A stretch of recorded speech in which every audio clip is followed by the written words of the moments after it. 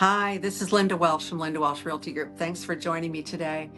I wanted to talk to you agents about what sellers expect from a listing appointment in 2025. Now, things have changed a little bit over the years, and we have a lot more information than we ever did before. But these are the things, some of them have been, on their bucket list for things to find out about how you're going to market their homes from day one, and some of them are fairly new. Number one is to make sure that you have all the data. You have data-driven pricing.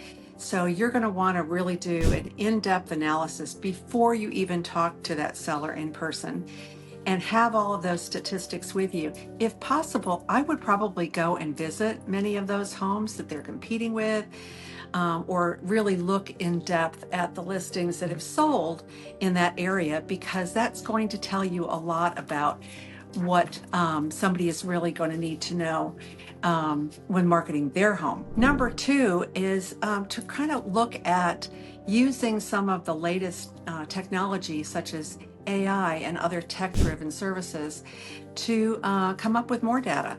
So there are several software programs out there, and then there's a lot of data that you can glean just from asking ChatGPT information about the neighborhood, information about the schools, going to other websites that have data on retail, on traffic patterns, all of that, so that they will know how you will best understand their neighborhood, understand their property, and be able to promote it. Number three are visual, digital, and faceted marketing plans.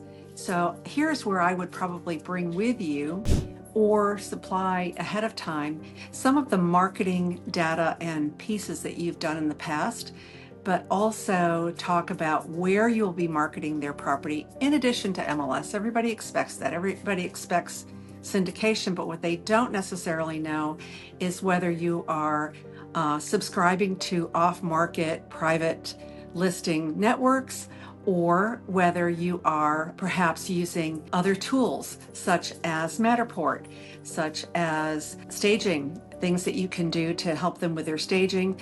Maybe even if you're with a company like ours with Compass, that you're also talking about things like Compass Concierge, where they can utilize some resources and some financial assets to get their home ready for market. And that is huge. By the way, we just had a client this past week who signed up for and is approved for his Compass Concierge account. And so he's getting ready to do some things to get his property ready for market. Number four is pre-listing packets. So either delivering them by email or dropping them off would be just fine. Doesn't necessarily mean that it has to go into the same depth as your actual listing packet when you go meet with them in person, but a pre-listing packet is going to pique their interest and maybe show them some past assets that you've used to sell your clients properties. Social proof. Oh, this is huge. So as you'll know, if you're going to go to a restaurant or you're going to go to a store, a lot of times you'll go to Yelp or some other form, Better Business Bureau, or some other area, maybe even Google, to look at reviews, because peer reviews elevate your reputation to them, with them knowing that they're really validated. So if you are Google screened and you're using Google, great, good for you. Know that that's social proof, and keeping those reviews and those testimonials coming in on a steady basis. Don't go out and get 50 all at once, because if you do, then it'll probably flag the system to suppress all of them. But if you are getting one or two a week, or maybe even 3 a week, that's a great way to let the entire public know that you are top in your area, top in your field. And by the way, they don't have to all be real estate related. They can be something based on a previous relationship, a previous job, a previous social work, or something that you've done when you were in school, or something to speak to your character. So people are really interested in wanting to know who they're working with and that you are the best choice for them. And then number six, they want real advice. They don't want a script. People can tell when you're reading off of a script or you're using canned statements that everybody else is using.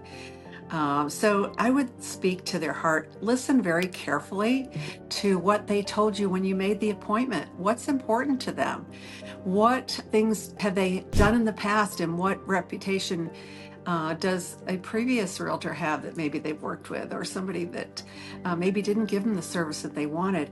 You can talk to those pain points, find out what the problem was in the past, in order to gain their trust and really make them understand that you're going to do a much better job if they had a bad experience in the past. If they haven't had a bad experience, if they're brand new to selling their first home, well, then good for you. But a lot of times people do have some misconceptions, or they're reading some information in the media that is not entirely factual.